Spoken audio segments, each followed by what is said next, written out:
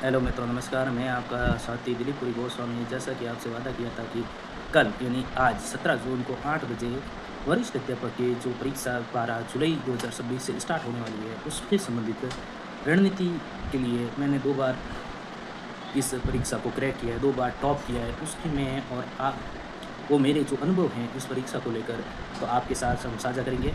तो चलिए, सबसे पहले हम चलते हैं आज की इस विशेष कक्षा में अंतिम दिनों में कौन-कौन सी गलतियाँ हमें नहीं करनी चाहिए, उसके संबंध में चलते हैं। ठीक है? जो वादा किया था उसी के अनुरूप और सेकंड ग्रेड की जो रणनीति है उसी को लेकर आपके बीच में उपस्थित हुए हैं।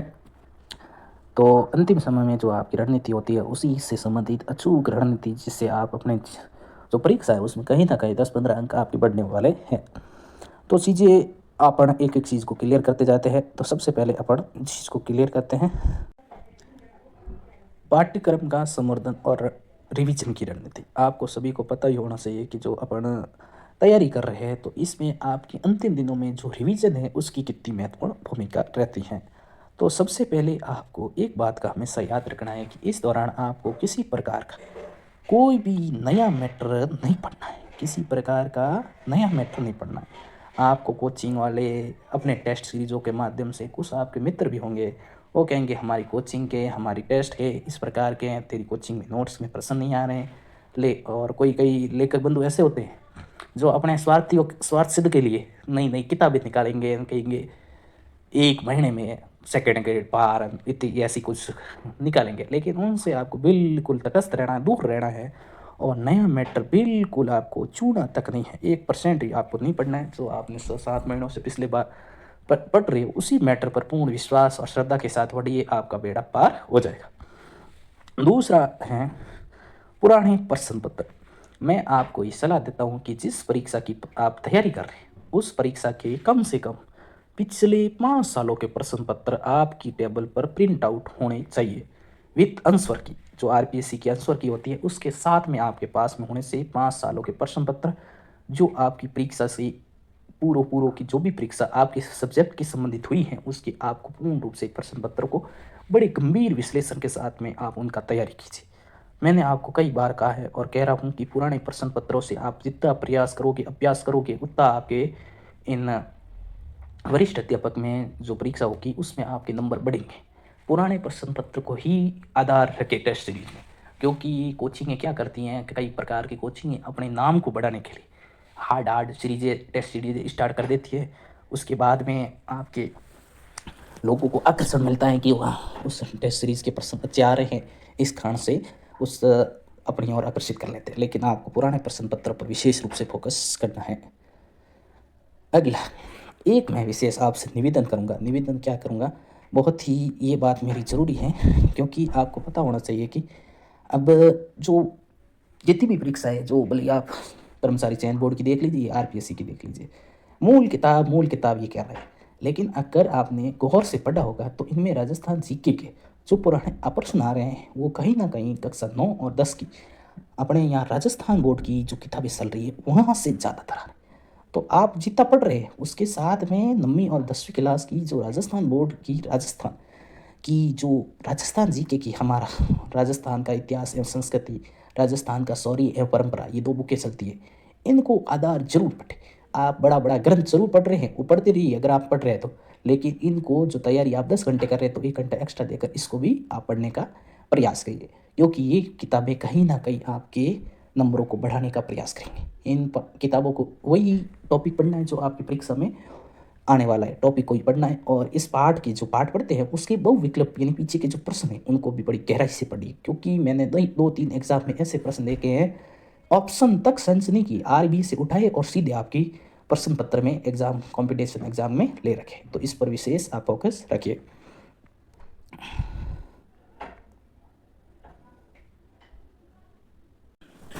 अगला है अपन के मॉक टेस्ट यानी टेस्ट सीरीज़ के साथ अभ्यास। मैंने आपको कहा था, कह रहा हूँ कि जितनी आप प्रयास करोगे, प्रश्नों के साथ में अभ्यास करोगे, वो आपकी परीक्षा में उपयोगी होगा। एक डॉक्टर के पास आते हैं तो डॉक्टर से हम कहते हैं मैं ये खाता हूँ, मैं ये खाता हूँ, वो खाता हूँ। ठीक है, डॉक्टर कहते हैं कि जितना भी आप खाना खा रहे हो उसमें से पच कितना रहा है। उसी प्रकार आप पढ़ते कितने हो ये जरूरी नहीं, आपके कितना याद हो रहा है, कितनी आप में गलतियाँ हो रही है, कि यहाँ पर आपकी कमज़ोरियाँ हैं वो भी आपको पता होना ज़रूरी है। इसलिए आपको मॉक टेस्ट ऑनलाइन भी मिलती है, लेकिन मेरी सलाह है आप ऑफलाइन OMR सीटें लाइए और किसी भी बढ़िया कोचिंग संस्था की ऑफलाइन भी सीरीज़ें मिल जाती है, टेस्ट सीरीज, उनको ज़रूर 2-3 कम से कम फुल टेस्ट आपको कम से 4 देने चाहिए। और टॉपिक वाइज आप मेरे हिसाब से मेरी अगर सलाह माने या मेरे में परीक्षाओं के दौरान में प्रत्येक टॉपिक के जो भी टॉपिक होता था उसमें से अलग अलग टॉपिकों के एक एक दिन, जैसे पहले राजस्थान इतिहास का मैंने पाषाण का मैंने सभ्यता पढ़ ली, तो शाम को उस सभ्यता से संबंधित टेस्ट सीरीज यानी टेस्ट दे दी थी।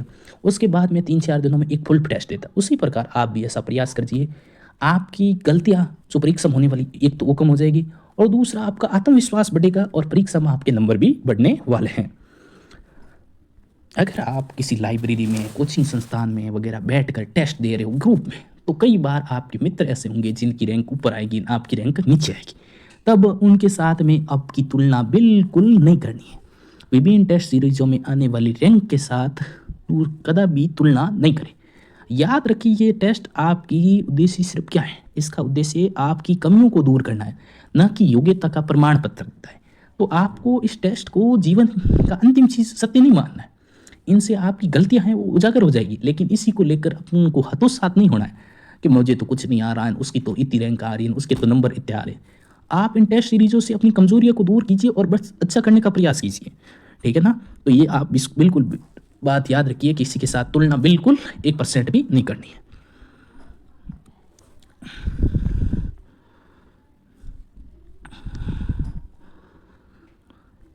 दूसरा अगला है कि परीक्षा की जो आपको पद्धति है वो बिल्कुल आपको होनी चाहिए। जैसे मैं आपको सेकंड ग्रेड के जीके के पेपर की बताता हूँ कि आपका जो राजस्थान जीके है, जिसमें इतिहास का, कला संस्कृति का, भूगोल का, राज व्यवस्था के, इसके टोटल आपके 40% आएंगे और 80 नंबर का रहेगा। लगभग आपकी जो सुझावी तीनी बढ़िया आपके सेफ स्कोर 32-33% आप कर सकते हैं। तो राजस्थान जीके के 80 नंबर का वेटेज है। अगर इसको करंट अफेयर को राजस्थान जीके में मिक्स कर दे तो आधा पेपर तो आपका यही काम करने वाला है। तो इन राजस्थान जीके को बढ़िया से प्रश्नों के साथ तैयारी कीजिए और ये प्रश्न आपकी 50% फर्स्ट पेपर का 50% अंक लाने वाले। उसके बाद में विश्व और भारत का जो जीके है, जिसमें राज्य व्यवस्थाएं, भूगोल है, विश्व का भूगोल है, अर्थव्यवस्था है, इससे संबंधित आपके 30% आएंगे। लेकिन मैं आपको ये भी बता दूं 30 में से सबसे ज़्यादा 15% किसके आएंगे, राज्य व्यवस्था की, भारतीय राज्य व्यवस्था के। भारतीय राज्य व्यवस्था में 1935 का अधिनियम है, 1919 का अधिनियम वगैरह, ये अधिनियम से प्रश्न आने वाले हैं। तो निश्चित रूप से इनको आप बढ़िया से तैयार करके चाहिए। और राज्य व्यवस्था में आपको कहता हूँ कि अगर आप सामाजिक विज्ञान के स्टूडेंट हैं तो आपको अनुच्छेद, उप अनुच्छेद, एक एक शब्द बढ़िया से याद होना चाहिए। शब्द जो शपथ वपथ होती है उसका प्रत्येक शब्द एक रूप से याद होना चाहिए। और बाकी वाले भी जो पढ़ रहे हैं बाकी सब्जेक्टों से हैं उनको भी कहता हूँ कि जैसे आप अधिकार वगैरह पढ़ते हैं तो उसके अधिकार में जो शब्द हैं वो आधार हैं, आधारों को कर्म याद होना चाहिए। अगर मूल कर्तव्य पढ़ रहे हैं तो मूल कर्तव्य में भी पूरे जो से कर्म याद होना चाहिए, कौन से अनुच्छेद में क्या क्या बात लिखी, किस आधार पर लिखी है। प्रस्तावना वगैरह पढ़ते समय विशेष रूप से इन चीज़ों का ध्यान रखें। अगला अपने जीके में ही, इस पेपर में ही मनोविज्ञान के 20% यानी 40 अंकों की एक मनोविज्ञान है। मनोविज्ञान में आजकल आरपीएससी ने फैक्ट को उस जगह व्यवहारिक प्रश्न स्टार्ट कर दिए हैं। तो इसको विशेष रूप से आप ध्यान रखिए कि व्यवहारिक प्रश्न किस प्रकार से हैं और कौन से प्रकार से अप्लाई कैसे किए जाए और उसका आंसर कैसे दिया जाए, ये भी आपको विशेष रूप से ध्यान रखना है। आगे चलते हैं। तो आपको परीक्षा हॉल में कौन सी गलतियां नहीं करनी है, तो देखिए परीक्षा हॉल में भी जो परीक्षा देते हैं तो उस समय भी आपको विशेष रूप से ध्यान रखना है कि जितने भी आप प्रश्न कर रहे हो प्रश्नों को एक ही साथ पूरा नहीं करना है। आप परीक्षा देने जा रहे हो तो 5 मिनट उस परीक्षा प्रश्न पत्र मिलने के बाद में पहले या 5 प्रश्नों से तुलना, आप ये तुलना मत करना, ये अपेक्षा मत करना कि ये पेपर कठिन है, ये पेपर हार्ड है, ये पेपर आसान है। आपको 1-2 बार पेपर पढ़ना, उसके बाद अपना विश्लेषण करना, उसके बाद प्रश्नों को करना और प्रश्न एक साथ पूरे नहीं करने। मेरी जहाँ तक मैं राय है, मैं जीके के पेपर को 5 राउंडों में करता था। 5 राउंड का मतलब जैसे 20% किए, 20 के घोड़े पर 20 किए, फिर 20 के घोड़े भी। और मेरे सब्जेक्ट का सामाजिक का मैंने इनको मैंने लगभग 7-8 राउंडों में की। तो आपको भी मेरे हिसाब से ऐसा करना चाहिए क्योंकि इसमें गलतियां रहने की संभावना कम रहती है। और सर्वप्रथम अपने रोल नंबर एकदम सही तरीके से भरें, जिससे आपकी काफ़ी गलतियां होने की संभावना कम हो जाएगी। किसी भी शिक्षक वगैरह होता है उससे भी ज़्यादा झगड़ा वगड़ा करने का प्रयास ना करें। जो साइंस मैथ वगैरह से स्टूडेंट हैं, साइंस के, मैथ के, उनके में अपना सब्जेक्ट तो बहुत जोरदार तैयार होता है, लेकिन जीके के पेपर में उनके भी कुछ गड़बड़ हो जाती है। तो मैं आपको कहता हूँ कि आप अपने जीके के पेपर को भी वेटेज ज़रूर दीजिए, क्योंकि आपको आपका सब्जेक्ट आपको रैंक दिला सकता है, लेकिन आपको पास कराने के लिए जीके का पेपर महत्वपूर्ण योगदान दे सकता है। अगर वहाँ 300 में से 300 ले आए, यहाँ पर 60 आए, तो आपको 300 भी कोई काम के नहीं है। इसलिए मैं आपको कहता हूँ इस पेपर को भी विशेष महत्व दीजिए। अगला है करंट जीके यानी समसामयिक की। इसको विद्यार्थियों के क्या, मैं खुद को ही कहता हूँ कि पहले अपन इसको बिल्कुल कम पढ़ते हैं या पढ़ते हैं तो भी विशेष गौर से नहीं पढ़ते। परीक्षा के एक महीने पूर्व इसको अच्छे से करते हैं, ऐसा है। तो करंट जीके में आपको विशेष ध्यान रखना है कि जो आप अब इन एक महीने से कम समय है, तो इसी में विशेष रूप से आपको करंट जीके भी बढ़िया से आपकी लेटेस्ट जो जून तक का करंट आपको पढ़ना है। जून तक के करंट को बढ़िया से आपकी बुक मिले, उसको आपको 1-2 बार रिवीजन करना है। ज़्यादा यूट्यूब के सहारा ना लेके हुए इसमें आपको अच्छी तरह से पढ़ना है। करंट जीके को भी विशेष महत्व तो दिया जाना चाहिए आपको।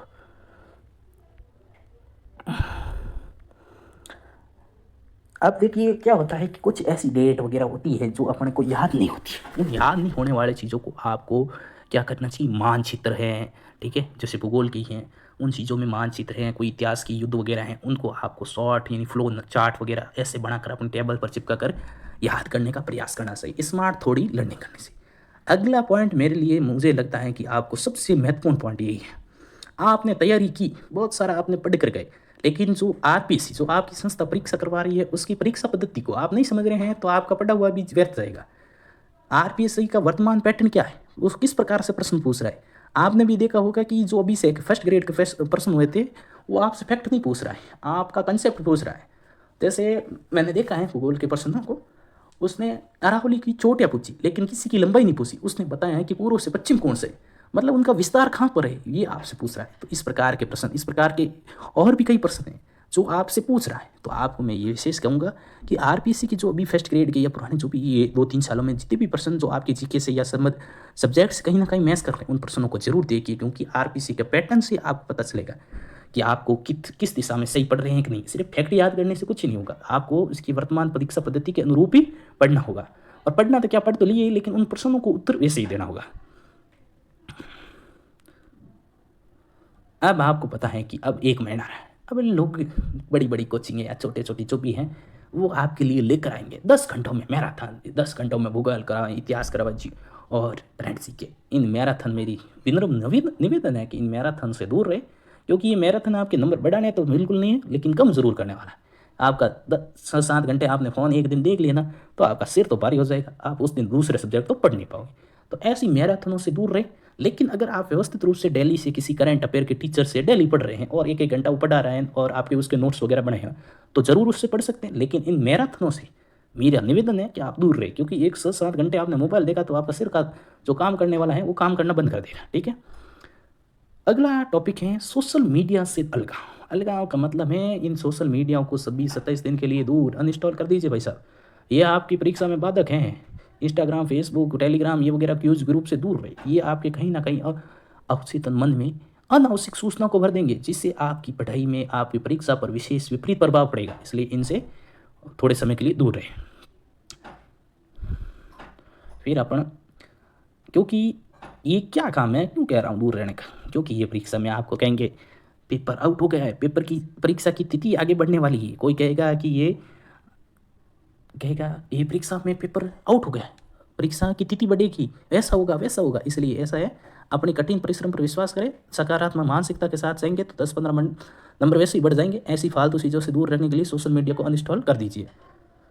अगली बात है, देखिए, विजयी मानसिकता। अंतिम क्षण में संघर्ष ही विजेता की पहचान है। आपको पता है कि आपका जो संघर्ष किया है, संघर्ष के बिना कोई व्यक्ति मान नहीं बढ़ता है। तो आपको धैर्य के साथ परीक्षा देनी है, मानसिकता अच्छी रखनी है, किसी प्रकार का कोई दबाव महसूस नहीं करना है, और आपको अपनी वरिष्ठ अध्यापक जरूर बनेंगे, इसी आशा और उम्मीद के साथ में परीक्षा देनी है। और परीक्षा देने से जे आपकी अभी जैसे जैसे परीक्षा नज़दीक आएगी, ऐसे लगेगा मुझे कुछ याद नहीं है, पेपर कैसा आएगा, पढ़ा हुआ आएगा कि नहीं आएगा, रिकॉल होगा कि नहीं होगा। इन चीज़ों को आप दूर रखें। अपने आप को आत्मविश्वास के साथ, सकारात्मक मानसिकता के साथ अपना पढ़ते रहिए, टेस्ट सीरीज देते रहिए और परीक्षा सकारात्मक मानसिकता के साथ दीजिए। और अपने आप पर आत्मविश्वास रखना है, अति आत्मविश्वास नहीं रखना है। आप ज़रूर आपकी जो पढ़ाई कर रहे हो उसमें सफल होंगे। मैंने कई लोगों को देखा है लगातार जिन्होंने संघर्ष किया है 3-4 साल, 2 साल, किन का संघर्ष थोड़ा लंबा होता है, किसी का छोटा हो जाता है, ठीक है। तो उन्होंने उस मंजिल को ज़रूर पास किया है। मैंने आज तक ऐसे विद्यार्थी को नहीं देखा है जिसने 2-3 साल तक पढ़ाई की और वो बेरोज़गार है। अगर वो बेरोज़गार बाई चांस रह गया तो जो रोज़गार कर रहा है उससे भी ज़्यादा पैसे कमा रहा है। तो ये चीज़ें आप दिमाग से दूर कर लीजिए कि पढ़ा हुआ हमारे कुछ काम नहीं आएगा, वैसा नहीं होगा, वैसा नहीं होगा। इस मानसिकता से आप दूर रहें। अगली अपन लास्ट आपको कह रहा हूँ, विजयी भव। विजयी भव आपको अपनी सच्ची मेहनत, दृढ़ता, विश्वास के साथ परीक्षा देनी है। बिल्कुल आपको परीक्षा में शिखर तक, मंजिल तक पहुँच जाओगे। हमारे द्वारा भी इस प्रकार का प्रयास, ये वीडियो बनाने का उद्देश्य यही है कि आप भी चीज़ों को अच्छी तरीके से थोड़ा समझ सको और मेरा जो अनुभव है आपके साथ में साझा कर सकूँ।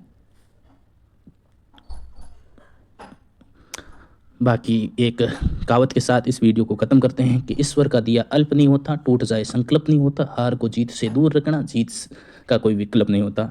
ऐसी आशा और उम्मीद के साथ आप परीक्षा देना, विजयी होंगे। आप मेहनत की हैं, वो भगवान, क्योंकि माँ सरस्वती मेरे सर हैं।